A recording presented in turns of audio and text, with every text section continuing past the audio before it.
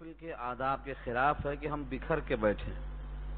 کم تعداد سے کوئی اثر نہیں پڑتا، چاہے جتنے ہوں، لیکن دل جمعی کے ساتھ اکٹھا بیٹھیں تو شیطان بیچ میں خلل نہیں ڈال پاتا. کوشش ہی نہیں کرتا، وہ مایوس ہو جاتا. سنت کے مطابق بیٹھنے کا یہ فائدہ ہے کہ جو بات کہی جائے گی وہ دل میں اترے گی، اور جب بکھرے ہوئے بیٹھیں گے تو دماغ میں وساوس پیدا ہوں گے، خیالات منتشر ہوں گے، اور وقت گزر جائے گا، بات پلے نہیں پڑے گی. تو سب سے پہلے ہمیشہ یاد رکھیں، جب تک بیٹھیں دل جمعی کے ساتھ بیٹھیں. یہاں تو گھنٹوں بیٹھانے کی بات نہیں ہے، پورے ہفتے میں 1 گھنٹہ لیا جاتا ہے آپ سے. اس لیے پوری توجہ کے ساتھ انہماک کے ساتھ سنیں. یہ 2 آیتیں گزشتہ ہفتے میں ہو چکی تھی. قل اللہم سے لے کر بغیر حساب تک 2 آیتیں، آیت نمبر 26 اور 27 یہ گزشتہ ہو چکی ہیں. مجھے امید ہے کہ آپ نے زبانی یاد بھی کر لیا ہوگا. میں نے یہ اعادہ اسی واسطے کیا ہے تاکہ یاد دہانی ہو جائے. ہر فرض نماز کے بعد سورہ فاتحہ، آیت الکرسی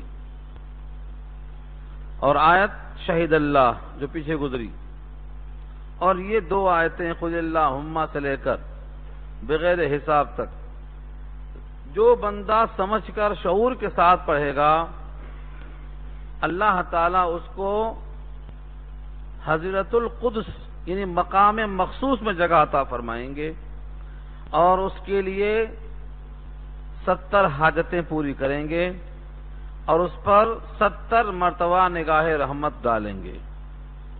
اللہ کی رحمت 1 مرتبہ پڑ جائے تو بہت کافی ہے، 70 مرتبہ نگاہ رحمت پڑے گی.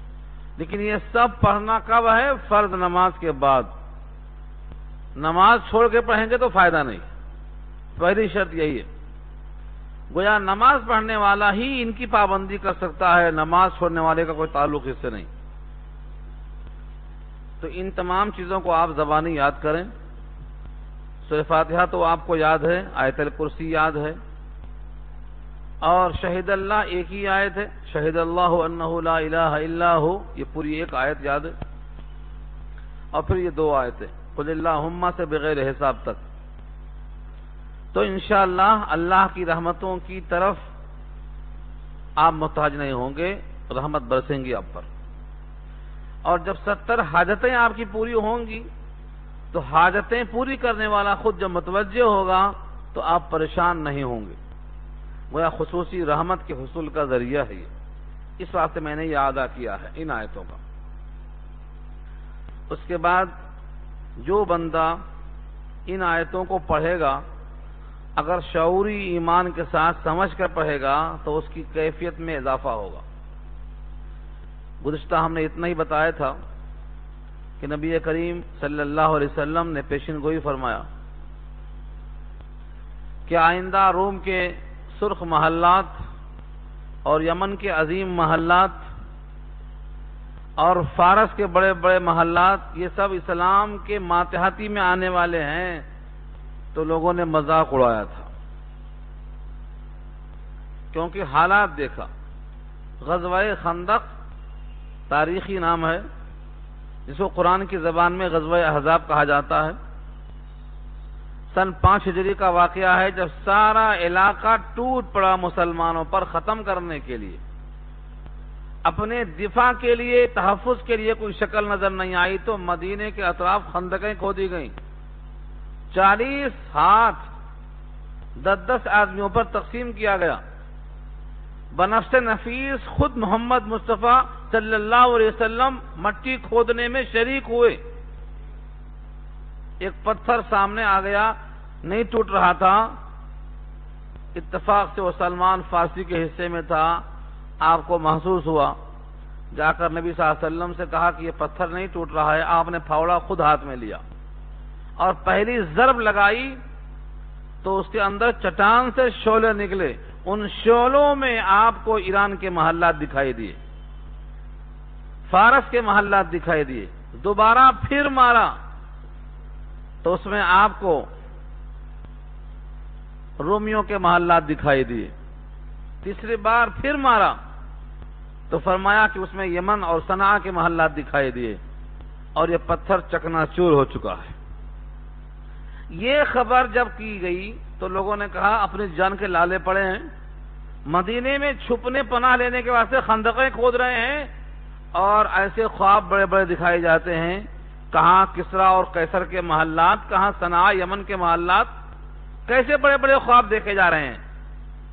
اس کے بعد یہ آیت نازل ہوئی ہے قل اللہم مالک الملک تؤتی الملک من تشاء، کہہ دو کہ بادشاہ تو ہی ہے، تمام سلطنتوں کا بادشاہ ہے، جس کو چاہے دے، جسے چاہے چھین لے، جس کو چاہے عزت دے، جس کو چاہے ذلت دے، تمہارے ہی ہاتھ میں سب خیر ہے، آپ ہر شے پہ قادر ہے۔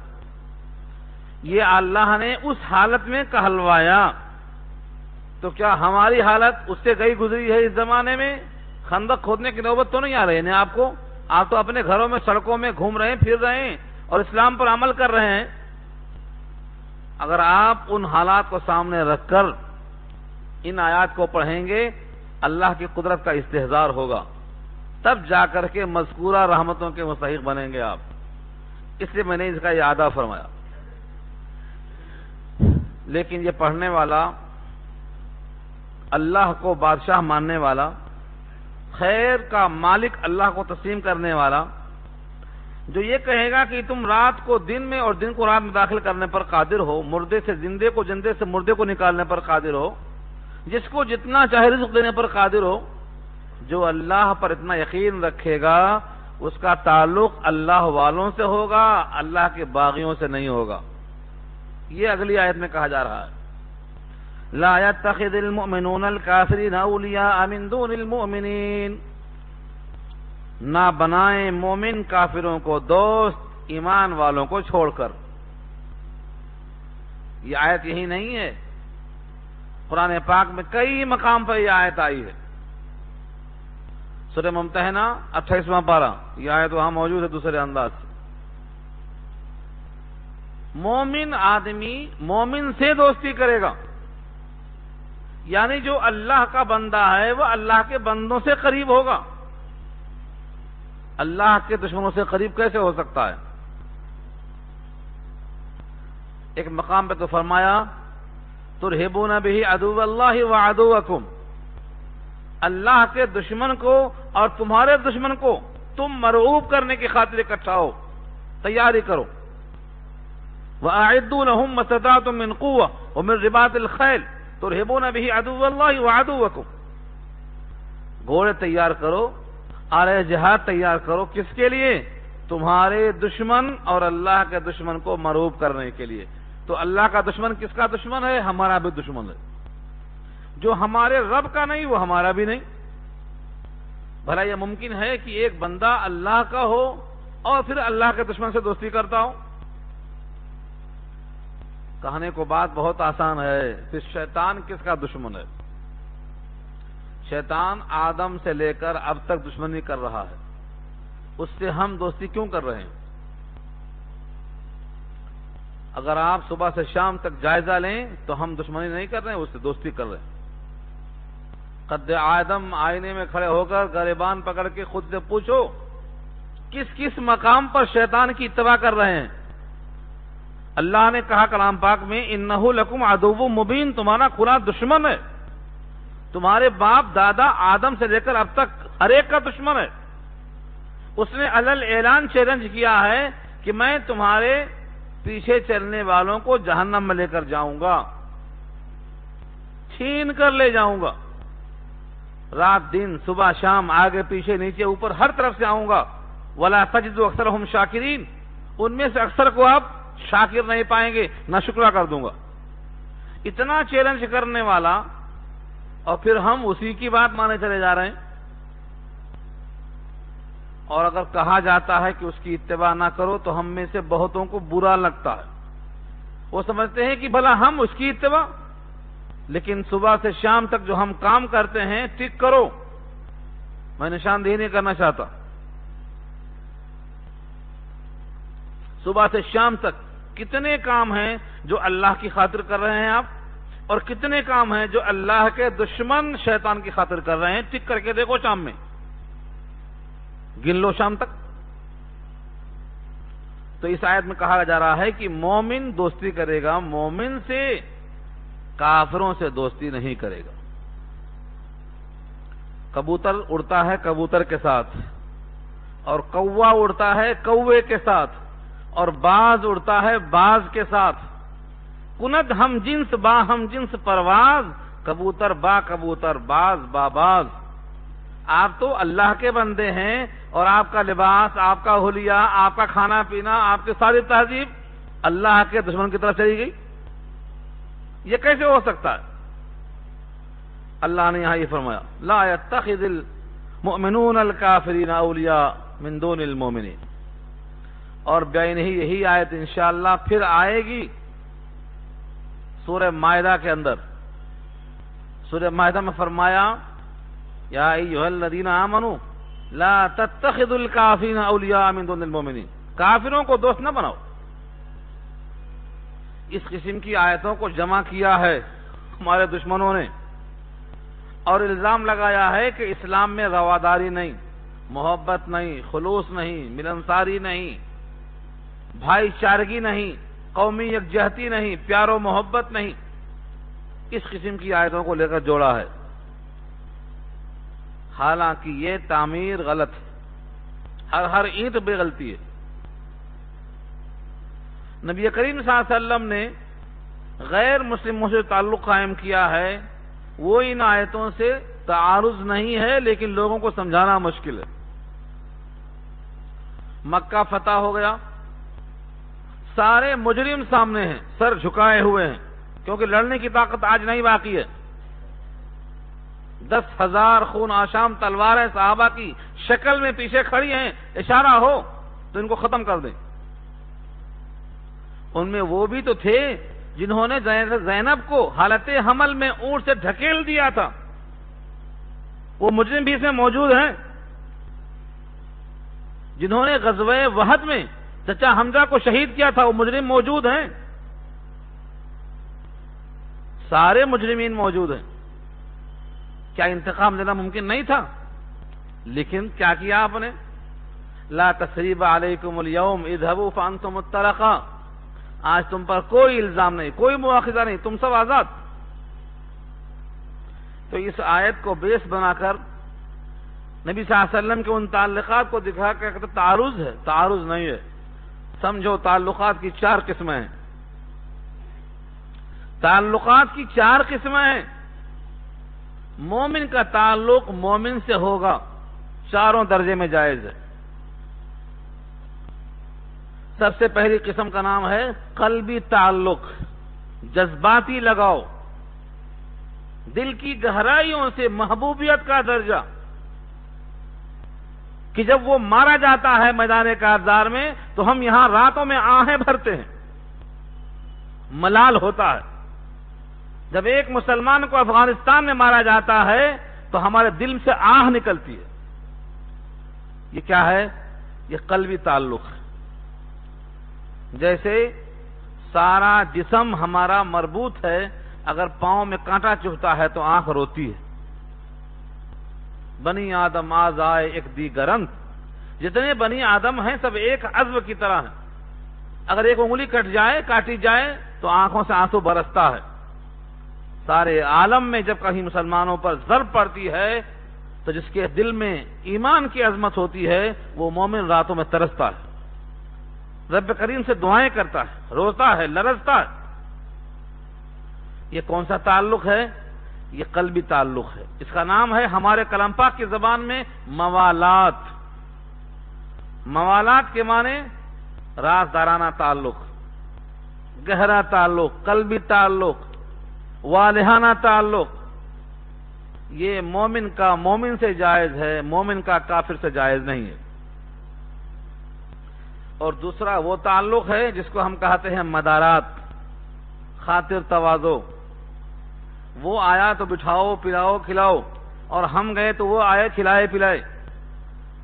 مدارات کہتے ہیں اس کو. حضرت سعد بن معاذ جاتے ہیں مکے میں تو وہاں کافر میزبانی کرتا ہے، اور وہ کافر جب مدینے میں آتا ہے تو سعد بن معاذ اس کی دیکھ بھال کرتے ہیں.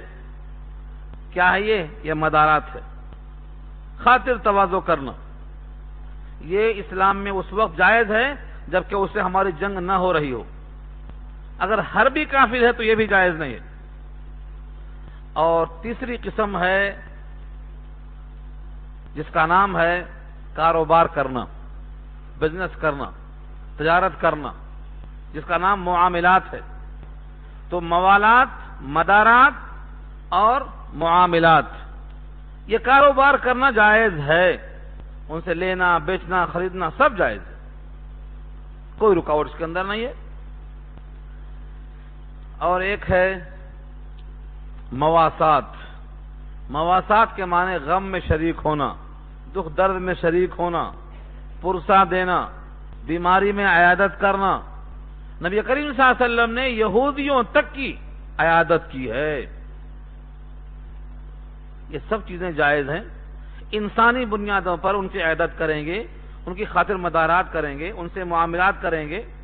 خیبر فتح ہونے کے بعد وہاں کی زمینوں کو یہودیوں کو دے دیا گیا، تم کام کرو، آدھا تم کو ملے گا حق الخدمت اور آدھا ہم کو دینا زمیندار کی حیثیت سے۔ یہ ہوتا رہا جناب عمر کے زمانے تک۔ جب پختگی آ گئی تو جناب عمر نے جلا وطن کر دیا ان کو وہاں سے۔ قصہ انشاءاللہ 28واں پارہ میں آئے گا۔ تو بتانا یہ ہے کہ تعلقات کی 4 قسمیں ہیں، ان چاروں میں سے ایک ناجائز ہے، 3 جائز ہیں۔ اب اگر چاروں میں فرق نہیں کریں گے، ان آیتوں کو پیش کریں گے تو کیا دکھائی دے گا؟ نبی صلی اللہ علیہ وسلم تعلق رکھتے تھے اور آیتوں میں تعلق سے منع کیا ہے، لہذا ٹکراؤ ہے حدیث میں، قرآن میں تعارض کو رفع کرنا ہے۔ بسا اوقات ایسا ہوتا ہے کہ ایک مومن قلب کے اندر جو راز ہے وہ کسی کافر پہ ظاہر کر دینا چاہتا ہے، تو اوپر سے تنبیہ آ گئی۔ سورہ ممتحنہ پارہ 28، یا ایھا الذین آمنوا لا تتخذوا عدوی وعدوکم اولیاء تلقون الیہم بالمودہ وانا اعلم بما اخفیتم وما اعلنتم۔ سورہ ممتحنہ کی آیت میں کیا فرمایا؟ ایمان والو، میرے دشمن کو، خود تمہارے دشمن کو دوست نہ بناؤ، تم ڈالتے ہو ان کی طرف دوستی کا ہاتھ۔ وہ قصہ ایک طویل ہے، بہت طویل قصہ ہے۔ حاتب ابن ابی بلتا، سن لو قصہ، اگرچہ یہاں نہیں ہے، وہ 28واں پارہ میں ہے، لیکن بات یاد رہے گی آپ کو۔ تعلقات کی بنیاد پر قلبی راز فاش کیا تو عتاب نازل ہوا۔ قلبی راز فاش نہیں کر سکتے آپ۔ حاتب ابن ابی بلتا بدری صحابی ہیں، انصاری ہیں۔ انہوں نے ایک خط لکھا مدینے سے مکے والے کافروں کے نام، کہا دیکھو تم پر محمد صلی اللہ علیہ وسلم فلاں طریقے سے فلاں تاریخوں میں فلاں انداز پر حملہ کرنے والے ہیں اور تم اپنا تیاری کر لو۔ ایک عورت تھی، وہ عورت بڑی گویہ تھی، مغنیہ تھی، اس کو خط دے دیا، وہ خط لے کے چلی گئی۔ ابھی خط لے کے نکلی تھی، جبریل آ کے پہنچ گئے، کہا اللہ کے رسول، ایک عورت نے راز کو لے کر سفر شروع کر دیا ہے اور آپ کے صحابی نے وہ خط لکھا ہے، اور خط کا مضمون یہ ہے، اور وہ عورت فلاں مقام پر ہے، اور عورت کے فلاں مقام پر خط رکھا ہوا ہے، صاف بتا دیا جبریل نے۔ آپ نے بلایا حاتب ابن ابی بلتا کو، جھوٹ تو وہاں سواری پیدا نہیں ہوتا بولنے کا۔ انہوں نے کہا ہاں میں نے خط لکھا ہے۔ جناب عمر نے کہا حکم دیجئے گردن مار دوں، خط لکھا ہے کافر کو، راز کی بات فاش کر دیا، اڑا دو گردن ان کی۔ خط منگانے کے واسطے بھیجا حضرت علی کو، اور غالباً حضرت عباس ہیں یا کوئی دوسرے صحابی ہیں، مجھے نام میں اشتباہ ہو رہا ہے، حضرت علی رضی اللہ ساتھ موجود۔ کہا دیکھو ایک مقام کا نام ہے روضہ خاخ، اس باغ کے قریب وہ عورت پہنچی ہے، اس عورت کے پاس وہ خط ہے، جا کے لے کے آؤ۔ جب وہاں یہ پہنچے ہیں تو عورت وہیں ملی، اسی مقام پہ ملی۔ کہا خط باہر نکالو، کہا میرے پاس کوئی خط نہیں ہے۔ حضرت علی نے کہا رسول کا فرمان جھوٹا نہیں ہو سکتا، اگر کپڑا اتارنے کی نوبت آئی گی تو اتار دوں گا، ورنہ خط نکال دے۔ یعنی اگر خط نہیں نکالا تو میں کپڑے اتار کے خط نکالوں گا. بخاری میں الفاظ ہیں یہ لیجردنا کا تجرد کے معنی بالکل ننگا کر دینا. جب اس نے دیکھا کہ رخ بدلا ہوا ہے اور بڑے یقین سے کہا جاتا ہے تو اس نے اپنے جڑوے میں سے خط کو نکالا, اور بعض روایتوں میں ہے نیفے میں سے نکالا. تطبیق یہ ہے کہ پہلے نیفے میں رکھا تھا, پھر موقع دے کے جڑوے میں کھوس لیا تھا. کپڑا نکالیں گے تو یہاں تھوڑی ہاتھ ڈالیں گے, لیکن جب دیکھا کہ یہاں بھی ہاتھ ڈالیں گے تو نکال کے خط پیش کر دیا. خط واپس آیا, خط میں لکھا ہوا تھا فلاں تاریخ کو لشکر نکلنے والا ہے, اپنا دفاع کر لو. یقیناً رات کو فاش کیا تھا. حضرت عمر نے کہا گردن اڑا دوں. نبی صلی اللہ علیہ وسلم نے فرمایا کہ معلوم ہے کون ہے یہ حاتب ہیں, حاتب ابن ابی بلتا بدری صحابی ہیں. انہوں نے کہا کہ اللہ کے رسول جلدی نہ کرو, میرا معاملہ سن لو, میں جو کہہ رہا ہوں سچ ہے, سن لو. پہلے ہے یہ کہ سب لوگ جتنے بھی یہاں پر آئے ہیں مہاجر, سب کے کوئی ماما نانا خالہ پھوپھا کوئی نہ کوئی مکے میں ہیں کہ ان کے گھر کی بچوں کی دیکھ بھال کر رہے ہیں. میرا مکے میں کوئی نہیں. میں نے چاہا کہ ان پر ایک احسان کر دوں تاکہ اس احسان کے بدلے میرے بچوں کا تحفظ ہو جائے. یہ اصل قصہ ہے. جناب عمر ماننے کو تیار نہیں. کیا بچوں کے تحفظ کے لیے اسلام کا تحفظ خطرے میں ڈالیں گے آپ؟ اجازت دیں گردن صاف کر دوں. فرمایا نبی صلی اللہ علیہ وسلم نے عمر یہ بدری صحابی ہیں, اور بدری صحابی کے بارے میں کیا کہا اللہ نے معلوم ہے؟ فرمایا اللہ و رسول عالم, آپ ہی کو معلوم. فرمایا اللہ نے کہا ہے اعملوا ما شئتم قد غفرت لکم, تمہاری میں نے مغفرت کر دیا ہے, تم جو چاہے کرو. بدر کے مقام پر جان کو پیش کرنے والوں کے لیے مغفرت کا پروانہ مل چکا ہے, تم جو چاہے کرو. جناب عمر نے یہ سن کر آنکھوں میں آنسو بھر لیا. اللہ کتنا کریم ہے, ہمارے عمل کا صلہ کتنا عظیم دے رہا ہے کہ تم جو چاہے کرو, کیونکہ تم نے بدر میں وہ کارنامہ انجام دیا ہے کہ وہاں اگر تم اکھڑ جاتے تو اسلام کی ہوا اکھڑ جاتی. تم وہاں جم گئے, اسلام جم گیا. آج ہمارا اسلام ان کے جان ہتھیلیوں پر لینے کا صدقہ ہے. 313 ہیں ہزاروں کے مقابلے میں. یہ میں نے قصہ یہاں کو بیان کیا. دیکھو مومن ایک کافر کو راز فاش کرتا ہے تو نبی کی طرف سے عتاب آتا ہے, لیکن چونکہ ان کا مقام اتنا اونچا تھا, ان کی قربانیاں اتنی اونچی تھی کہ یہ قصور اللہ نے معاف کر دیا. لیکن ہمارے پاس کوئی قربانی نہیں ہے, ہم ایسی غلطی ہرگز نہ کریں. ہم کافروں کے لیے مخبر نہ بنیں, یہودیوں کے واسطے آرے کار نہ بنیں, نصارہ کے واسطے معاون نہ بنیں. ہم اپنی جان اور ایمان کو بچانے کے لیے اسلام کے محافظ بنے رہیں. لا يتخذ المؤمنون الكافرین اولیاء من دون المؤمنین, نہ بنائیں ایمان والے کافروں کو دوست ایمان والوں کو چھوڑ کر.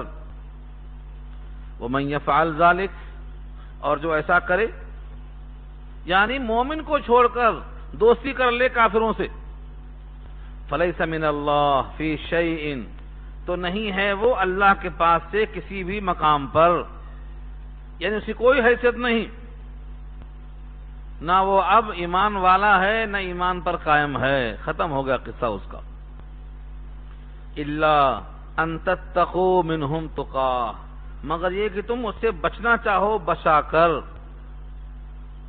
اسی کو کہا ہے سورہ انفال کے اندر, او متحیزا او متحرفا لقتال, یا تم پیترا بدل کر تحفظ چاہتے ہو تو اس طرح پیچھے بھاگنا جائز. اور یہاں فرمایا کہ اگر تمہیں کافروں سے تحفظ مقصود ہے, تمہاری جان خطرے میں ہے, تو تم ان سے تعلق کا اظہار کرو تاکہ تمہاری جان بچے. یعنی ان سے دوستی کرنے کی ایک شرط ہے کہ تم اگر بچنا چاہتے ہو ان کے شر سے, تو بطور شر سے بچنے کے اتنی ہی مقدار تم ان سے بچ سکتے ہو اور تم ان سے تعلق قائم کر سکتے ہو. الا ان تتقوا منہم تقا.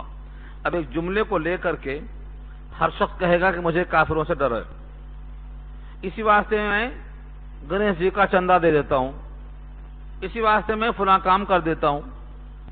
اگر یہ بندہ کا عمل اللہ کی نگاہ میں واقعی اتنا مضر ہے کہ اس کی جان کو، مال کو، عزت کو، آبرو کو خطرہ ہے، تب تو الا ان تتقوا منہم تقا میں گنجائش ہے، اس کے لیے بچ جائے گا۔ لیکن اگر یوں ہی سرسری لیتا ہے اس کو اور یوں ہی حرام مقام پہ خرچ کر دیتا ہے تو پھر مال پر دو سوال ہوگا، مال کہاں سے کمایا ایک سوال، اور مال کہاں خرچ کیا دوہرا سوال، یہ لازم ہے۔ تو اگر اتنا سنگین مسئلہ نہ ہو تو غلط مقام پہ پیسہ خرچ نہیں کرنا چاہیے۔ ایسے موقع پر کیا ہوتا ہے، لوگ ڈراتے ہیں، دھمکاتے ہیں، برے نتائج کی دھمکیاں دیتے ہیں۔ اللہ کیا فرماتے ہیں اس کے بعد، وَيُحَذِّرُكُمُ اللَّهُ نَفْسَهُ، اللہ تم کو ڈراتا ہے اپنی ذات سے۔ وَيُحَذِّرُكُمُ اللَّهُ نَفْسَهُ، اللہ تم کو ڈراتا ہے اپنی ذات سے۔ تم بتاؤ تمہارے دل میں کس کا ڈر زیادہ ہے، اللہ کا یا اللہ کے غیر کا؟ اگر تم نے اللہ کے غیر کی دھمکیوں سے مروب ہو کر کے اس کی بات مان لیا تو گویا تم نے اپنے دل کے اندر اللہ کا ڈر کم، غیر اللہ کا ڈر زیادہ پایا۔ یہ ایمان کے کمزوری کی دلیل ہے۔ اور آخر میں فرمایا وَإِلَى اللَّهِ الْمَصِيرُ، لوٹنا تو اللہ ہی کی طرف ہے، نتیجے کے اعتبار سے انجام کار کہاں ہے، اللہ کی طرف ہے۔ کب ہے، کیسے ہے؟ جب رات میں آپ سوئیں گے تو آپ کی روح کون لیتا ہے؟ اللہ ہی لیتا ہے۔ ہر رات میں آپ کی روح اللہ قبض کر لیتا ہے۔ جب آپ سوتے ہیں تو روح کہاں جاتی ہے؟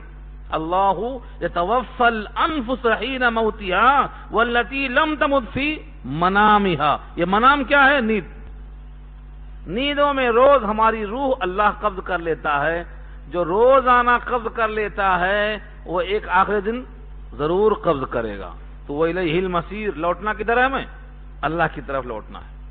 جب اللہ کی طرف لوٹنا ہے، اللہ کی طاقت زیادہ ہے، تو ہمیں اللہ کے ذات سے ڈرنے کے بجائے اللہ کے غیر سے نہیں ڈرنا چاہیے، نتیجہ نکلتا ہے۔ اور جو بندہ ایسا نہیں کرتا، حیرت سے سوال ہوتا ہے اس سے۔ سورہ زمر کے آخر میں یہ بحث آئے گی 24واں پارہ میں، الیس اللہ بکاف عبدہ وَيُخَوِّفُونَكَ بِالَّذِينَ مِن دُونِهِ، کیا اللہ اپنے بندے کے واسطے کافی نہیں ہے، حالانکہ اس بندے کو ڈراتے ہیں اللہ کے غیر سے؟ یہی بات کہی گئی وہاں پر، الیس اللہ بکاف عبدہ، کیا اللہ بندے کو کافی نہیں؟ وَيُخَوِّفُونَكَ، اور آپ کو ڈراتے ہیں اس کے غیر سے۔ تو دنیا والے ڈراتے رہیں گے لیکن مومن اللہ سے ڈرتا رہے گا۔ قُلْ إِن تُخْفُوا مَا فِي صُدُورِكُمْ أَوْ تُبْدُوهُ يَعْلَمُهُ اللَّهُ، یہ دوسرا سبق ہے۔ یعنی اگر کوئی زبان سے کہا دے ہمیں اللہ کا ڈر ہے لیکن حقیقت میں ڈر کسی اور کا ہے، تو جیسا آج بہت ہو رہا ہے، کتنے لوگ ہیں ہم تو اللہ سے ڈرتے ہیں بولتے، حالانکہ ڈر کسی اور کا ہے۔ ہم اللہ کی بات مانتے ہیں بولتے، لیکن مانتا ہے پیسوں والوں کی بات۔ دل میں ایک، زبان پہ ایک، یعنی کہ اس کی زبان اس کے قلب کی ترجمان نہیں ہے۔ زبان ایک بولتی ہے، دل ایک بولتا ہے۔ یہ ایسے موقع پر ہوتا ہے، اس واسطے لگے ہاتھوں صاف کر دیا، قل کہہ دو، ان تخفو، اگر تم چھپاؤ گے، ما فی صدورکم، ما فی صدورکم، اس چیز کو جو تمہارے سینوں میں ہے۔ صدور صدر کی جمع ہے، صدر کے معنی سینہ۔ ما فی صدورکم، جو تمہارے سینوں میں ہے، اگر تم چھپاؤ گے، او تبدوہ، یا اس کو ظاہر کرو گے، یعلمہ اللہ، اللہ اس کو جانتا ہے۔ تم چھپاؤ تب بھی جانتا ہے، ظاہر کرو تب بھی جانتا ہے۔ یہ کیوں کہا؟ ایسا نہیں چلتا فریب کہ ڈر تو غیر اللہ کا ہے اور زبان سے بولتے ہیں ہمیں اللہ کا ڈر ہے، ڈرتے دوسروں کی دھمکیوں سے ہیں اور کہتے ہیں کہ ہم اللہ سے ڈرتے ہیں۔ یہ زبان سے کہنا کافی نہیں ہے، قلب میں کیا ہے وہ جانتا ہے۔ اللہ ہم سب کو اپنا خوف، اپنی عظمت، اپنا جلال نصیب فرمائے، یہ دعا کرنا ہے۔ اس سے پہلے سبق آ چکا ہے یہ یعلم خائنۃ الاعین وما تخفی الصدور، آنکھوں کی خیانت وہ جانتا ہے اور دلوں کے راز سے واقف ہے۔ چوریاں آنکھوں کی اور سینوں کے راز جانتا ہے سب کو تو اے بے نیاز، سب جانتا ہے۔ وَيَعْلَمُ مَا فِي السَّمَاوَاتِ وَمَا فِي الْأَرْضِ، اور جانتا ہے جو کچھ آسمانوں میں ہے اور جو کچھ زمینوں میں ہے۔ صرف تمہارے قلب کی باتوں کو نہیں، جو کچھ زمین و آسمان کے درمیان سب جانتا ہے۔ اور صرف جاننے پر محدود نہیں، واللہ علی کل شیء قدیر، ہر شے پہ قادر ہے، جاننے پر قادر ہے، جان نکالنے پر قادر ہے، تمہیں غلبہ دینے پر قادر ہے، تمہیں مغلوب کرنے پر قادر ہے، سب چیزوں پر قادر ہے۔ اللہ نے کبھی نہتھا لوگوں کو، مسلح لوگوں پر فتح دیا ہے، کبھی قلیل کو کثیر پہ غلبہ دیا ہے۔ وَكَم مِّن فِئَةٍ قَلِيلَةٍ غَلَبَتْ فِئَةً کثیرۃ بِإِذْنِ اللہ، بہت دفعہ ایسا ہوا ہے کہ چھوٹی جماعت بڑی پر غالب آ گئی ہے۔ بدر ہی نہیں، بہت سے موقع ایسے آئے ہیں۔ تو اللہ ہر شے پہ قادر ہے۔ اس قدرت کا اظہار کب ہوگا؟ کتنی دفعہ ہو چکا ہے، لیکن ہمارے قلب میں جو کچھ ہے اچھا یا برا، اس کو عملی شکل میں کب ظاہر کیا جائے گا؟ فرمایا یوم تجد، جس دن پائے گا، کل نفس، ہر نفس، ما عملت، جو کچھ اس نے عمل کیا ہے، من خیر، بھلائی میں سے، کیسا پائے گا؟ محضرہ، حاضر کیا ہوا۔ یہ محضرہ کیا ہے؟ ما حضر، جو کچھ آپ نے کیا تھا عمل، سب کو حاضر و موجود پائے گا۔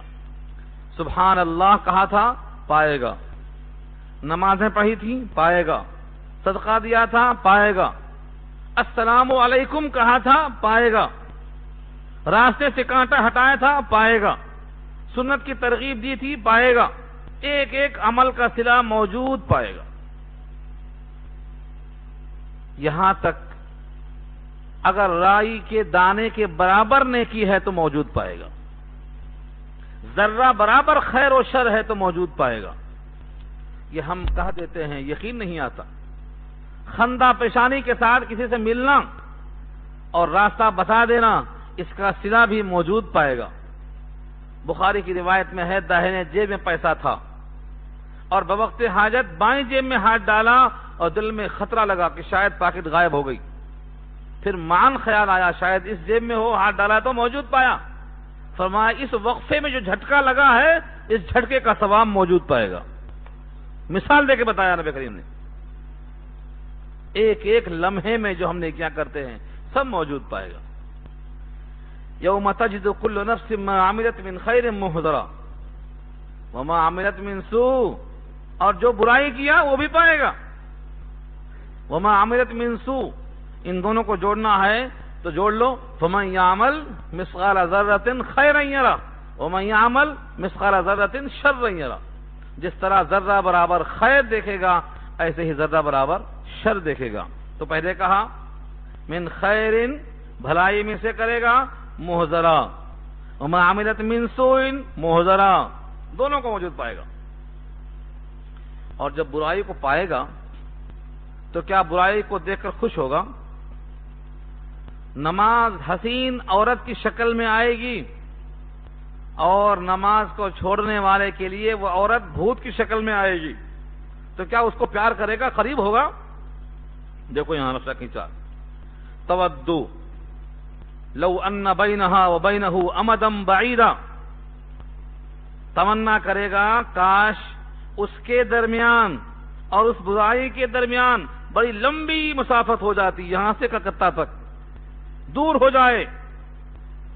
نمازوں کا نہ پڑھنا چھائے گا، زکوٰۃ کا نہ دینا ڈسے گا، کہے گا یہ دور ہو جائے، مگر دور نہیں ہوگا۔ زکوٰۃ نہ دینے والے کا مال کیا بن جائے گا؟ اژدہا بن جائے گا، کہے گا میں تیرا خزانہ ہوں، ڈسے گا۔ یہ کہے گا دور ہو جا، وہ سر پہ چڑھے گا، دور نہیں ہوگا۔ جس نے چرایا ہے مال، مال غنیمت ہو، مال فے ہو یا مالک کا مال ہو، وہ سب اس کے اوپر سوار ہو جائے گا۔ بخاری کی روایت میں لکھا ہے، غزوات کے بیان میں فرمایا کہ مال کا کوئی غلول نہ کرے، خیانت نہ کرے، کوئی گھوڑا چرا لے گا، قیامت میں گھوڑا رون دے گا، بکری چرا لے گا، بکری سینگوں سے مارے گی، کپڑا سونا چاندی چرا لے گا، اس سر پہ سوار ہوگا اور مجھ سے کہے گا یا محمد یا محمد یا محمد صلی اللہ علیہ وسلم، اور میں کہوں گا میں تیرے کام میں نہیں آؤں گا، میں تیرے کام میں نہیں آؤں گا، میں تیرے کام میں نہیں آؤں گا۔ اس لیے میں تم کو پہلے آگاہ کر دے رہا ہوں، خیانت سے بچنا، خیانت سے بچنا۔ تو جو آدمی جس چیز کی خیانت کرے گا، جو بھی برائی کرے گا، وہ برائی اچھی شکل میں نہیں آئے گی، برائی تو بری شکل میں آئے گی۔ کیا تمنا کرے گا؟ تودو کا ترجمہ کیا کرتا ہوں؟ خواہش کرے گا، ترجمہ کمزور ہے یہ۔ ودا یا ودو کے معنی آتے ہیں دل سے خواہش کرنا، حریص ہونا، دل سے چاہنا، یعنی آرزو کرے گا کسی طریقے سے یہ دور ہو جائے۔ تودو لو ان بینہا وبینہ امدا بعیدا، چاہے گا کہ اس کی برائی جس شکل میں بھی آ رہی ہے، جیسے ہم نے کہا سبحان اللہ تو درخت کی شکل میں آ گیا، ایسے ہی برائی کی شکلیں ہوں گی۔ کوئی برائی، جیسے آپ نے کسی کو تماشا مار دیا، یہ تماشا مار دیا تو کس شکل میں آئے گا؟ اللہ تعالیٰ نے ہر برائی کی ایک شکل دے رکھی ہے، ہر برائی۔ جیسے حدیث میں آتا ہے ایک بندہ ہے سورہ کہف پڑھتا ہے، سورہ ملک، سورہ کہف نہیں سورہ ملک، جب یہ انتقال کرے گا تو قبر کا عذاب نہیں ہو پائے گا، عذاب قبر آئے گا سر کے پاس سے تو سورہ ملک چادر بن جائے گی سر کے پاس سے، عذاب قبر آئے گا پیر کے پاس سے تو چادر بن جائے گی پیر کے پاس سے۔ حدیث میں آتا ہے جدھر سے عذاب قبر آنا چاہے گا یہ سورہ ملک کیا ہے؟ چادر بن کے ڈھانپ لے گی، تو سورہ ملک کا پڑھنا چادر کی شکل بن جائے، ایسے ہی نمازوں کا پڑھنا حسین عورت کی شکل بن جائے، زکوٰۃ کا نہ دینا سانپ کی شکل بن جائے، سبحان اللہ کہنا درختوں کی شکل بن جائے، تو معلوم کیا ہوا؟ ہر عمل کی شکل ملے گی۔ سینہ تان کے اکڑ کے چلنے والا متکبر، سورہ مدثر میں اللہ نے کہا ہم چڑھائیں گے پہاڑ پہ اس کو، تو تکبر پہاڑ کی شکل بن جائے، سأرهقه صعودا، ہم صعود پہ چڑھائیں گے اور چڑھ نہیں سکے گا یہ، تو ہر عمل کی ایک شکل بنے گی، اور وہ بری شکلیں جب سامنے آئیں گی تو بھاگے گا۔ وَيُحَذِّرُكُمُ اللَّهُ نَفْسَهُ، اللہ تم کو ڈراتا ہے اپنی ذات سے۔ کیوں ڈراتا ہے یہ؟ کیونکہ وہ ہر عمل کو شکل دینے پر قادر ہے۔ وَاللَّهُ رَؤُوفٌ بِالْعِبَادِ، یہ ایک سوال کا جواب ہے۔ کوئی یہ نہ سمجھے کہ بری شکل دینا، برے اعمال کے بدلے میں برائی ظاہر کرنا یہ کوئی نفرت ہے، کوئی ظلم ہے، کوئی شقاوت ہے، کوئی زیادتی ہے، کوئی ظلم ہے، نہیں۔ واللہ رؤوف بالعباد، اللہ رؤوف ہے بندوں پر۔ رؤوف کے معنی نرمی کرنے والا، مہربان، شفقت کرنے والا۔ یہ پہلے سے پہلے اطلاع کرنا بھی شفقت ہے تاکہ تم بچو اس سے، جھوٹ سے بچو، غیبت سے بچو، تہمت سے بچو، ترک نماز سے بچو، زکوٰۃ نہ دینے سے بچو۔ کیوں فرمایا یہ؟ رؤوف بالعباد، اللہ بندوں پہ مہربان ہے۔ قل ان کنتم تحبون اللہ فاتبعونی یحببکم اللہ ویغفر لکم ذنوبکم واللہ غفور الرحیم۔ یہ آیت نمبر 31 بہت اہم ہے، آیت نمبر 31 بہت اہم ہے۔ پیچھے واقعہ آیا، عیسائیوں نے عیسیٰ کو خدا کا بیٹا کہا، حضرت مریم کو خدا میں شریک کہا، 1/3 قرار دیا۔ عزیر کو خدا کا بیٹا کہا گیا۔ یہ سب پیچھے آ چکا، یہاں تک کہ مشرکین مکہ جو بتوں کی پرستش کرتے تھے وہ بھی اس لیے کرتے تھے کہ یہ بت ہمیں اللہ سے قریب کر دیں گے۔ یہ جملہ کہاں ہے؟ سورہ زمر میں انشاءاللہ آئے گا، یہ 23واں پارہ کے آخر میں۔ ما نعبدهم الا ليقربونا الى الله زلفا، ہم بتوں کی پرستش نہیں کرتے مگر اس لیے تاکہ یہ بت ہمیں اللہ سے قریب کر دیں۔ یہ عقیدہ کفار قریش کا تھا اور آج بھی ہندوستان کے کافروں کا عقیدہ یہی ہے، تلاش کر لیں، پوچھ لیں ان سے۔ وہ کہتے ہیں تصیر کے بغیر، تخیل کے بغیر، سوچے بغیر، ذہن میں ہمارے ایک شکل آئے بغیر ہم خدا کی بندگی کیسے کر سکتے ہیں؟ لہذا اس مورتی کو ہم سامنے رکھ کر حقیقی مالک کا تصور جماتے ہیں، اور یہ بت کا تصور ہمیں اللہ سے قریب کرتا ہے۔ ما نعبدهم الا ليقربونا الى الله زلفا۔ یہودی کیا بولتے ہیں؟ عزیر سے ہماری محبت دلیل ہے کہ ہم اللہ کو بہت چاہتے ہیں۔ عیسائی کہتے ہیں ہم حضرت عیسیٰ کو خدا کا بیٹا کہتے ہیں، اور مریم کو 1/3 کہتے ہیں۔ یہ سب کیا ہے؟ ہماری محبت ہے۔ محبت میں سب ہو رہا ہے۔ یہ جتنا شرک ہوا ہے سب محبت میں ہوا، نوٹ کر لو اس کو۔ کوئی شرک عداوت میں نہیں ہوا ہے، ایک بھی۔ ہمیشہ محبت میں شرک ہوتا ہے۔ بت پرستی کہاں سے شروع ہوئی؟ سورہ نوح میں انشاءاللہ آئے گی یہ بحث۔ یغوث و یعوق و نصرہ، یہ سب نام بتوں کے ہیں۔ خاندان کے بڑے بڑے رئیس جب مر جاتے تو ایک شیطان آ کے بولتا، ارے تمہارے خاندان کا فلاں آدمی مر گیا، کتنا بڑا بزرگ تھا، تم اس کو بھلا دیں گے؟ خدمات ہے اس کے، پھر کیا کریں؟ اس کی ایک شکل تو بناؤ، کم سے کم یاد تو رکھو۔ اس کی شکل بنائی یادداشت کے لیے۔ اس کے بعد کہا اس سے ملاقات کرو، روزانہ ملتا ہے۔ اب ملتا ہے تو ملاقات میں اظہار عقیدت کرتا ہے تو ہاتھ جوڑ لیتا ہے۔ بیٹا دیکھ رہا ہے کہ یہ سب ہو رہا ہے، اس نے کہا چلو قدم آگے بڑھاؤ، پھول لے کے آئے گا، چڑھا دیا۔ اور یہ فوٹو پر پھول آج بھی چڑھ رہی ہے۔ کچھ لوگ چڑھاتے چڑھاتے بندگی تک پہنچ گئے، کچھ ابھی راستے میں ہے، لیکن شرک یہاں سے شروع ہوتا ہے۔ تو محبت کے بغیر کوئی شرک نہیں ہوا۔ حضرت مریم کو محبت میں خدا میں شریک کیا گیا، حضرت عیسیٰ کو محبت میں خدا کا بیٹا کہا گیا، حضرت عزیر کو محبت میں خدا کا بیٹا مانا گیا۔ کوئی دنیا میں شرک محبت کے بغیر نہیں ہوا ہے۔ بتوں سے محبت ہے جو سمجھا گیا کہ ہمیں اللہ سے قریب کر دیں گے، یہ سب محبت میں ہو رہا ہے۔ کس سے قریب ہونے کی محبت ہے؟ اللہ سے، کیونکہ اللہ کی محبت ہر دل میں ہے، ہر دل میں اللہ کی محبت ہے۔ کیوں ہے؟ اللہ پیدا کرنے والا ہے، اس کو معلوم ہے کہ مخلوق کے دل میں خالق کی عظمت ہوتی ہے۔ ہمیں آنکھ کس نے دیا؟ دینے والے کی عظمت دل میں آئے گی۔ ہمیں ہمارا وجود کس نے دیا؟ ہمارا وجود دینے والے کی عظمت دل میں آئے گی، فطرت ہے۔ اللہ نے کہا من مانی محبت نہیں چلے گی، من مانی محبت نہیں چلے گی۔ قل ان کنتم تحبون اللہ، کہہ دو اگر تم محبت رکھتے ہو اللہ سے، فاتبعونی، تو میری اتباع کر لو، فاتبعونی، میری اتباع کر لو۔ اس سے مراد کون ہے؟ محمد مصطفیٰ صلی اللہ علیہ وسلم، الف مرہ بعدد کل ذرہ۔ میری اتباع کر لو تو معلوم ہوگا کہ تم اللہ سے محبت کر رہے ہو۔ جو میری اتباع نہیں کرے گا گویا وہ محبت کی ترازو میں نہیں آیا، پیچھے رہ گیا۔ ان کنتم تحبون اللہ، اگر تم اللہ سے محبت کرتے ہو حقیقتاً، فاتبعونی، تو اتباع میری کر لو۔ میں سنایا ہوں، مجھے یاد ہے، مگر پھر تازہ کر لو، کیونکہ آپ کو یاد رکھنے کا معمول نہیں بنا ہے ابھی۔ 3 صاحب نے کہا نبی ہیں معصوم ہیں، ان کے لیے تھوڑی سی عبادت کافی ہے، ہمیں بہت کرنا پڑے گا۔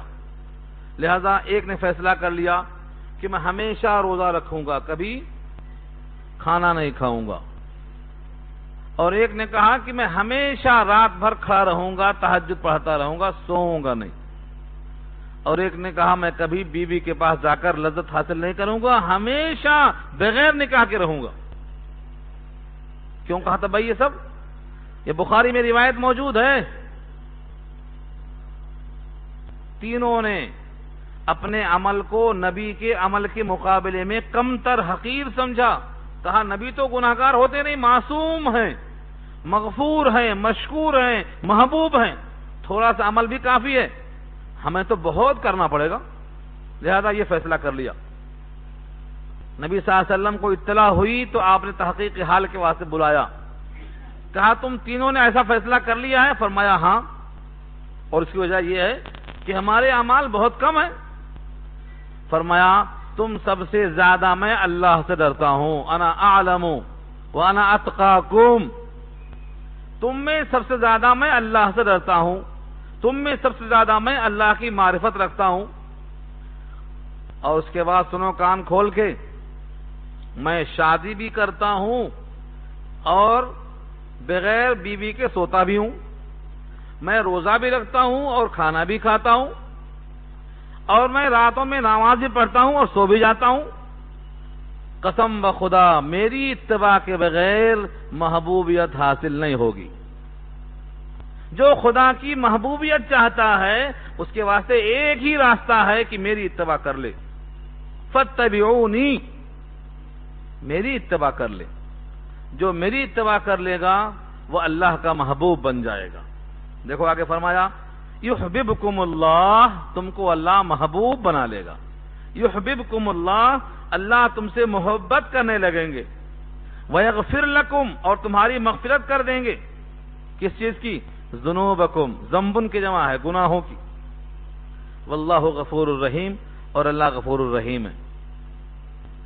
یہ آیت کا ترجمہ ہوا ابھی، اس کو تھوڑا پھیلائیں گے تاکہ صحیح سمجھ میں آ جائے کہ محبت کا معیار کیا ہے۔ محبت کرنا آسان نہیں ہے۔ جس سے محبت ہوتی ہے آدمی اس کا غلام بن جاتا ہے، جس سے محبت ہوتی ہے اس کی اداؤں پہ قربان ہو جاتا ہے۔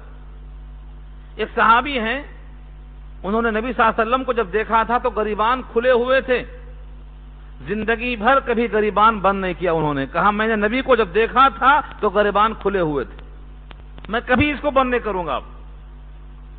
ایک صحابی ہے ابو محذورہ، انہوں نے نبی کو اذان میں چکما دیا تھا، چھوٹے تھے، اذان ہو رہی تھی، مزہ کر کے بھاگ رہے تھے جیسے بچے ہوتے گلی کے۔ اذان ختم ہوئی، بلایا آپ نے، کہا ادھر آؤ، پھر سے اذان دو۔ ڈر کے مارے ہمت نہیں ہوئی، دوبارہ پھر حکم ہوا، اذان دینا شروع کر دیا۔ نبی صلی اللہ علیہ وسلم کو پیار آیا تو سر پہ ہاتھ رکھ دیا، ان بالوں کو زندگی بھر نہیں کٹوایا، کہا نبی کے ہاتھ پڑے ہیں ان بالوں پر۔ یہ ہے محبوبیت، زندگی بھر نہیں کٹوایا۔ جن سروں پر، جن بالوں پر نبی کے ہاتھ لگے ہیں میں انہیں کٹوا دوں؟ زندگی میں کبھی نہیں کٹوایا۔ یہ محبوبیت ہے۔ حضرت عبداللہ ابن عمر جب مکے سے مدینہ جاتے تھے تو نبی کے ساتھ جب گئے تھے اس سے پہلے سفر میں، جہاں جہاں نبی صلی اللہ علیہ وسلم بیٹھ کر قضائے حاجت فرمایا کرتے تھے، پیشاب فرمایا، ان تمام جگہوں میں ابن عمر بیٹھ کر اٹھتے تھے، پیشاب کا تقاضا ہو یا نہ ہو، وہ فرماتے تھے میرے محبوب یہاں بیٹھ کر اٹھے تھے۔ یہ محبت کا عالم ہے صحابہ کرام میں۔ تو خلاصہ یہ کہ جب کسی سے کسی کو محبت ہوتی ہے تو اس کی اداؤں پہ قربان ہوتا ہے، اس کی نقل کرتا ہے، اس کی بات کو مانتا ہے، اس کی بات کو سنتا ہے۔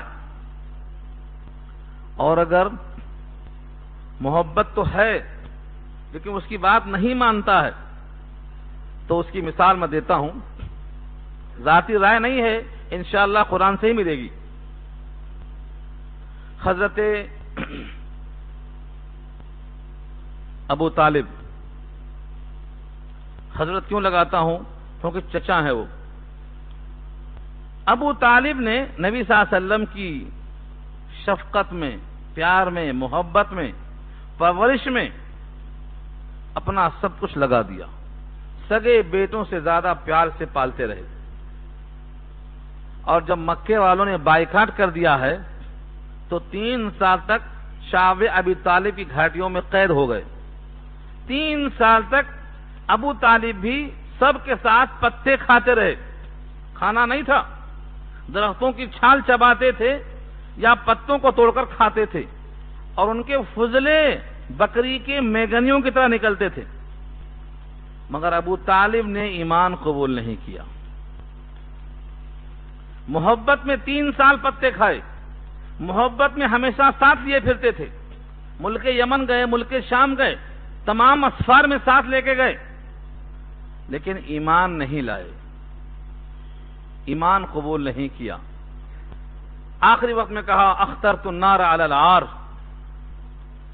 میں آگ کو پسند کرتا ہوں، آر کو پسند نہیں کرتا۔ لوگ کہیں گے موت کے خوف سے اپنا آبائی دین بدل دیا، اس لیے میں آگ کو پسند کرتا ہوں مگر آر کو پسند نہیں کرتا۔ تو ابو طالب نے نبی کو چاہا، تبھی تو پتے کھایا 3 سال تک۔ ہے کوئی ہم میں 3 سال پتے کھانے والا؟ 3 سال نہیں، 3 دن نہیں، 3 وقت نہیں کھانے والا ہے کوئی پتا۔ معلوم ہوا ابو طالب کی جو محبت نبی سے تھی وہ ہم کو حاصل نہیں ہے ابھی، لیکن ابو طالب نے نبی کی بات نہیں مانا۔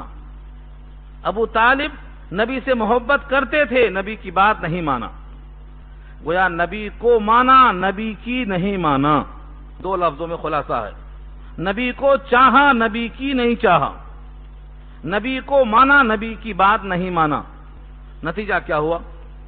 سب سے ہلکا عذاب قیامت میں ابو طالب کو ہوگا، یعنی ان کے پیروں کی آگ جوتوں کی شکل میں ہوگی، جس سے دماغ پکے گا جیسے بھگونا پکتا ہے آگ کے اوپر۔ یہ کیوں ہے؟ کیونکہ محبت بہت تھی، لیکن خالی محبت کام میں نہیں آئے گی، اطاعت کرنا ضروری ہے، نبی کی بات ماننا ضروری ہے، نبی کی سنت کی پیروی کرنا ضروری ہے، نبی کے مشن کو آگے بڑھانا ضروری ہے، نبی پر جو قرآن نازل ہوا ہے اس کو پڑھنا پڑھانا لوگوں میں عام کرنا ضروری ہے۔ جب تک ہمیں والہانہ عقیدت اس طرح نہیں ہوگی، ہماری محبت کا معیار کمزور ہوگا۔ ایک عربی کا شاعر کہتا ہے لو کان حبک صادقا لأطعته ان المحب لمن يحب مطیع، اگر تیری محبت سچی ہوتی، لو کان حبک صادقا، اگر تیری محبت سچی ہوتی، لأطعته تو اس کی اطاعت کرتا۔ کیوں؟ ان المحب لمن يحب مطیع، محبت کرنے والا اپنے محبوب کا غلام ہو کے رہتا ہے، غلام بن کے رہتا ہے۔ اور آگے فرمایا تعصی الالہ وانت تظہر حبہ، تم الہ یعنی معبود سے محبت کا دم بھرتے ہو اور اس کی نافرمانی کرتے ہو۔ ھذا لعمری فی الفعال بدیع، میری عمر میں اس سے عجیب و غریب اور کون سی بات ہو سکتی ہے؟ تم جس خدا کی محبت کا دعویٰ کرتے ہو، اس محبت کے باوجود اس اللہ کی نافرمانی کرتے ہو۔ معلوم یہ ہوا جو جس سے محبت کرتا ہے اسی کی طرح لباس ہوتا ہے، ویسا ہی حلیہ ہوتا ہے، ویسا ہی فکر ہوتی ہے، ویسی ہی شب و روز کی دھن ہوتی ہے، وہی کام ہوتا ہے، وہی مشغلہ ہوتا ہے، وہی مشن ہوتا ہے۔ نبی کا نام لے کر دنیا چمکانے والے یہ حبیب نہیں ہوتے، نہ محبوب ہوتے۔ صحابہ کرام نے فاقہ کیا، 1 دن 2 دن 3 دن نہیں، فاقوں پر فاقہ کیا۔ ایک حدیث سناتا ہوں، ایک صحابی آئے، کہا اللہ کے رسول صلی اللہ علیہ وسلم مجھے آپ سے بڑی محبت ہے۔ یہ کیوں کہا تھا؟ آپ کا حکم ایک اور تھا، جب کسی سے محبت ہو تو کہہ دیا کرو مجھے آپ سے محبت ہے، تاکہ اس کے دل میں بھی تمہاری محبت پیدا ہو جائے، اظہار کر دیا کرو۔ کیونکہ قاعدہ یہ ہے خشت اول در دل معشوق پیدا می شود، پہلی محبت کی اینٹ معشوق میں پیدا ہوتی ہے، اس میں چاہت پہلے پیدا ہوتی ہے، تو کہہ دیا کرو مجھے آپ سے محبت ہے۔ اور جس کو محبت ہوگی قیامت میں اسی کے ساتھ اس کا حشر ہوگا، چاہے کتنا ہی دور ہو۔ تو صحابی آئے، انہوں نے کہا اللہ کے رسول صلی اللہ علیہ وسلم مجھے آپ سے بڑی محبت ہے۔ آپ نے کہا سوچ کے بولو، سمجھ کے بولو، کیونکہ مجھ سے جو محبت کرتا ہے اب سوچ لے اس کے پاس فاقہ آئے گا، دولت کی ریل پیل نہیں آئے گی، کیونکہ میرے گھر میں جو اثاثہ ہے اس کی حالت دیکھ لو، 1 دن 1 ٹکڑا رہ گیا خیرات کرنے سے تو عصر کی نماز سلام پھیرتے ہی کمرے کے اندر پہنچ گئے خیرات کرنے کے لیے، تو مال کا اسٹاک نہیں رہتا وہاں۔ آخری دن جب وفات ہوئی ہے اس دن بھی آپ کی زرہ یہودی کے یہاں رہن رکھی ہوئی تھی، بخاری کے الفاظ ہیں آپ کی زرہ یہودی کے ہاں 36 किलो जौ के एवज में रहन रखी हुई थी। बुखारी के अल्फाज मौजूद है। जौ जो खाने की चीज है, जरूरत की चीज है, जबकि आपके पास 9 बीवियां थी। मालूम क्या हुआ? जो मोहब्बत करेगा वो फाके की तरफ जाएगा, मसाइब की तरफ जाएगा, मुसीबतें उसे घेर लेंगी।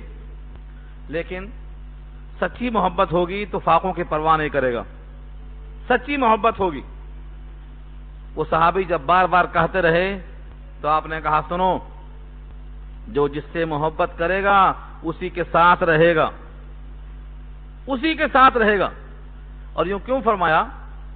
सहाबी फरमाते थे कि अल्लाह के रसूल सल्लल्लाहु अलैहि वसल्लम आपसे बहुत चाहते हैं, आपको देखे बगैर करार नहीं आता, आपका मकाम बहुत दूर है, बहुत ऊंचा है, बहुत बुलंद है, और हम अगर बख्शे भी गए, जन्नत में गए भी तो कहीं नीचे रहेंगे, यहां वहां उस बुलंदी पे कहां पहुंच सकते हैं?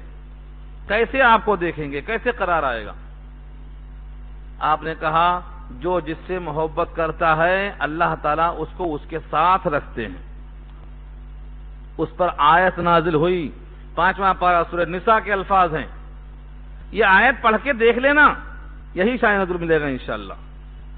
वमन युतिइल्लाह वर रसूल फउलाइका मअल्लज़ीना अनअम अल्लाहु अलैहिम मिनन नबिय्यीन वस्सिद्दीकीन वश्शुहदा वस्सालिहीन। जो रसूल की इताअत करेगा, अल्लाह की इताअत करेगा, वो उनके साथ होगा जिन पे इनाम हुआ, यानी नबी, सिद्दीक, शहीद, सालेह, चारों के साथ होगा। तो इताअत करो, मोहब्बत के साथ करो, तो नबी के साथ क़यामत में रहने का मौका मिलेगा। जो नबी से मोहब्बत करेगा, इताअत के जज्बे के साथ करेगा, अल्लाह उसको अता फरमाएंगे। लेकिन ये मोहब्बत ऐसी हो जो हकीकी हो, ज़बानी होगी तो नहीं चलेगी। कुल इन कुंतुम तुहिब्बूनल्लाह, कह दो अगर तुम मोहब्बत रखते हो अल्लाह से, फत्तबिऊनी, तो मेरी इत्तबा करो, युहिब्बुकुमुल्लाह, तुम्हें अल्लाह महबूब बना लेगा, वयगफिर लकुम ज़ुनूबकुम, तुम्हारी खताओं को माफ कर देगा। अल्लाह गफूरुर रहीम है, यानी बहुत बख्शने वाला, मेहरबान है। इस आयत से हमें एक बात और मालूम हुई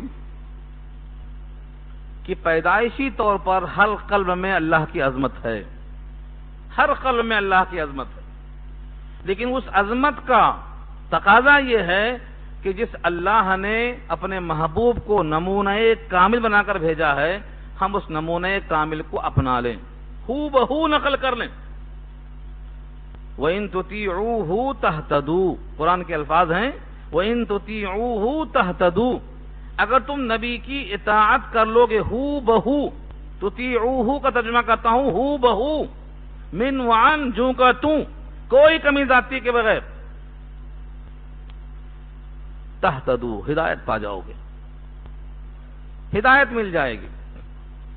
किसी भी मामले में कमी जाती करने का कोई इख्तियार नहीं। एक आखिरी रिवायत बहुत प्यारी याद आई,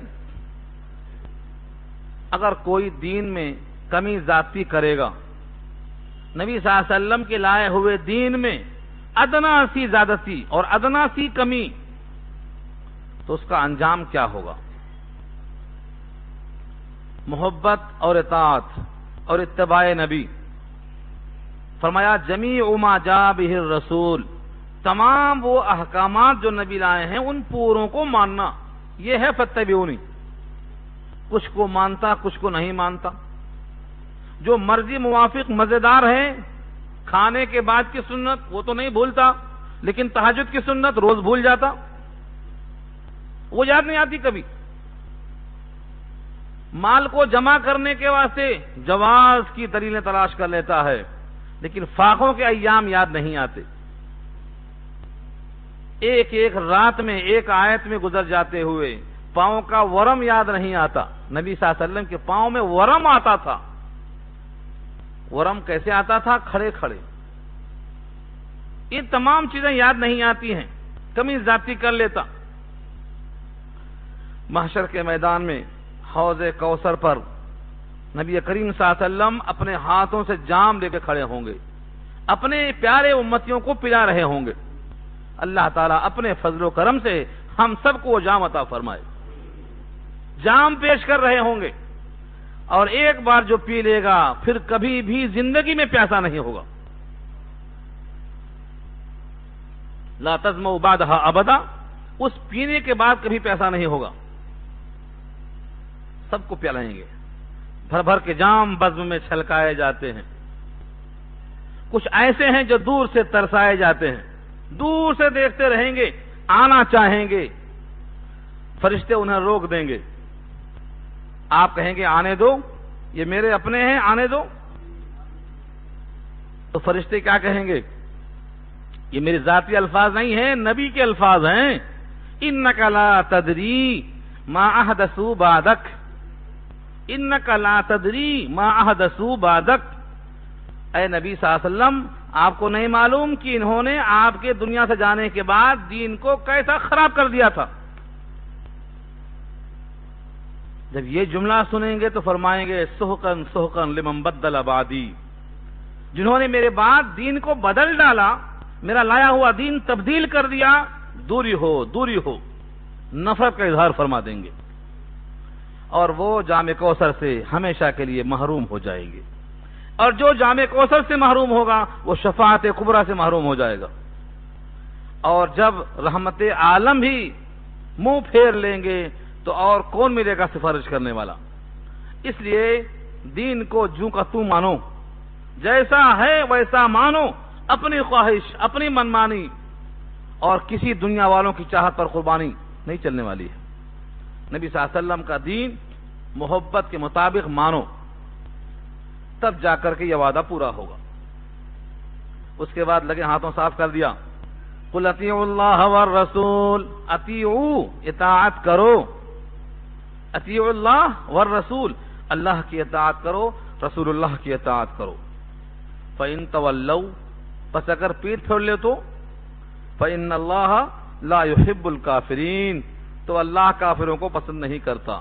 یعنی جو اللہ کی اطاعت نہیں کرتا، رسول اللہ کی اطاعت نہیں کرتا، گویا وہ کافر ہے، اللہ اس کو دوست نہیں رکھتا. یہاں اتنا ہی کہا. سورہ احزاب آیت نمبر 36 میں فرمایا وَمَن يَعْصِ اللَّهَ وَرَسُولَهُ فَقَدْ ضَلَّ ضَلَالًا مُبِينًا، جو اللہ و رسول کی نافرمانی کرے گا وہ کھلی گمراہی میں پڑ گیا. کھلی گمراہی میں، کوئی ہو کہیں کا بھی ہو. اللہ کی اطاعت، رسول کی اطاعت، یہ اصل ہے دین. اور اللہ کی نافرمانی اور اللہ کے حبیب کی نافرمانی یہ کھلی گمراہی ہے.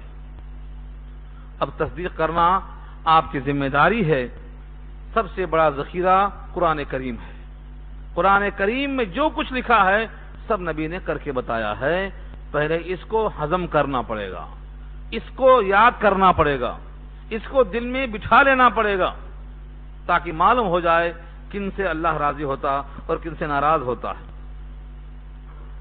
قل اطیعوا اللہ والرسول فإن تولوا فإن اللہ لا يحب الکافرین. اب آگے ایک عجیب و غریب واقعہ چلنا شروع ہوا، آدم کا اور نوح کا اور آل ابراہیم کا اور آل عمران کا. اس واقعے کو انشاءاللہ ہم آئندہ چھیڑیں گے، کیونکہ اب وقت ہو گیا ہے، تھوڑا سا حصہ باقی ہے. دعا کر لیجئے. البتہ کچھ اگر سوالات ہیں تو انشاءاللہ اس کا جواب دیا جائے گا. آپ اس کو پیش کریں اور دعا کر لیں. الحمدللہ رب العالمین، الصلاۃ والسلام علی سید المرسلین. یا حی یا قیوم برحمتک نستغیث. اللهم انا نسألك الهدى والتقى والعفاف والغنى. اللهم آت نفسي تقواها انت وليها ومولاها وانت خير من زكاها. اللهم مغفرتك اوسع من ذنوبنا ورحمتك ارجى عندنا من اعمالنا. اللهم لا خير الا خيرك ولا طير الا طيرك ولا اله الا انت. اللهم اجعل خير عمري آخره وخير عملي خواتمه وخير ايامي يوم القاك فيه. اللهم انا نسألك من خير ما سألك منه نبيك محمد صلى الله عليه وسلم ونعوذ بك من شر ما استعاذك منه نبيك محمد صلى الله عليه وسلم. انت المستعان وعليك البلاغ ولا حول ولا قوة الا بالله. اے اللہ ہماری خطاؤں کو معاف فرما. اے اللہ ہم سب کے واسطے خیر کا فیصلہ فرما. اے اللہ ہم آپ سے ایمان مانگتے ہیں. اے اللہ ہم تقوی مانگتے ہیں. اے اللہ آپ کی عظمت مانگتے ہیں. اے اللہ انابت اور رجوع مانگتے ہیں. اے اللہ ہم آپ سے نبی کی محبت و عظمت مانگتے ہیں، اے اللہ ہمارے دلوں میں اپنی محبت ڈال دے، اپنے حبیب کی محبوبیت ڈال دے، اتباع کرنا آسان فرما دے، اے اللہ قرآن کریم کا پڑھنا پڑھانا عمل کرنا آسان فرما دے، اے اللہ سارے عالم میں قرآن کریم کے علم کو عام کرنا آسان فرما دے، الہ العالمین جب تک ہم جئیں اسلام پر باقی رکھیے، اور جب بھی موت مقدر ہو تو ایمان کی حالت میں آئے، جب دم واپسی ہو یا اللہ لب جاری ہو لا الہ الا اللہ۔ اے اللہ جتنے لوگ یہاں بیٹھے ہیں، جتنی عورتیں یہاں بیٹھی ہیں، اے اللہ سب ہاتھ اٹھائے آپ کے سامنے فقیری کا اظہار کر رہے ہیں، اے اللہ بے شک ہم محتاج ہیں، بے شک آپ غنی ہیں، اے اللہ آپ صمد ہیں، ہم فقیر ہیں، اے اللہ آپ کی مشیت کے بغیر ہم کچھ نہیں کر سکتے، اے اللہ ہم بوقت موت ایمان طلب کرتے ہیں، اے اللہ بوقت موت ایمان طلب کرتے ہیں، اے اللہ ایمان نصیب فرما، ایسا ایمان جو صادق ہو، جو جزائے کامل کا مستحق ہو، ایسا ایمان جو نام اعمال کو داہنے ہاتھ میں دینے پر قادر ہو، ایسا ایمان جن سے آپ راضی ہوں، اے اللہ ایسا ایمان جو جنت کے اندر لے جانے کے قابل ہو، اے اللہ ایسا ایمان جو نبی صلی اللہ علیہ وسلم کے ہاتھوں جام کوثر پلانے کے لائق ہو، اے اللہ ایسا ایمان نصیب فرما جو آپ کو محبوب ہو، پسندیدہ ہو، اے اللہ پوری امت پہ خیر کا فیصلہ فرما دے، اے اللہ سارے عالم اسلام میں جو کرب و اضطراب ہے، اے اللہ علم ہے، اے اللہ مغلوبیت ہے، مولا کریم ایک ایک مسلمان کا تحفظ فرما دے، اے غیور مالک ایک ایک مسلمان کا، ایک صاحب ایمان کا اے اللہ تحفظ فرما دے، الہ العالمین ہم سب کے واسطے خیر کا فیصلہ فرما دے، اے اللہ جو بیمار ہیں ان تمام کو شفا کامل نصیب فرما، جو مقروض ہیں ان کے قرضوں کو آسان فرما، جو رشتے شادیوں کے قابل ہیں پردہ غیب سے سنت کے مطابق ان کی شادیوں کا انتظام فرما، اے اللہ ہماری تمام حاجتیں آپ کے سامنے ہیں، اے اللہ اپنے کرم سے ان تمام حاجتوں کو پورا کرنے کا فیصلہ فرما، الہ العالمین ہم آپ سے سوال کرتے ہیں، اے اللہ آپ کے حبیب نے کہا ہے وَإِذَا سَأَلْتَ فَاسْأَلِ اللَّهَ وَإِذَا اسْتَعَنْتَ فَاسْتَعِنْ بِاللَّهِ، جب مانگنا ہے تو اللہ سے مانگو، مدد چاہنا ہے تو اللہ سے چاہو، اے اللہ ہم آپ سے سوال کرتے ہیں، اے اللہ تقوی کا، انابت کا، رجوع کا، خودداری کا، غیرت و حمیت کا اے اللہ عطا فرما دے، اے اللہ ہم تمام کے حق میں خیر کا فیصلہ فرما دے، وصلی اللہ تعالی علی خیر خلقہ سیدنا مولانا محمد وآلہ وصحبہ اجمعین برحمتک ارحم الراحمین۔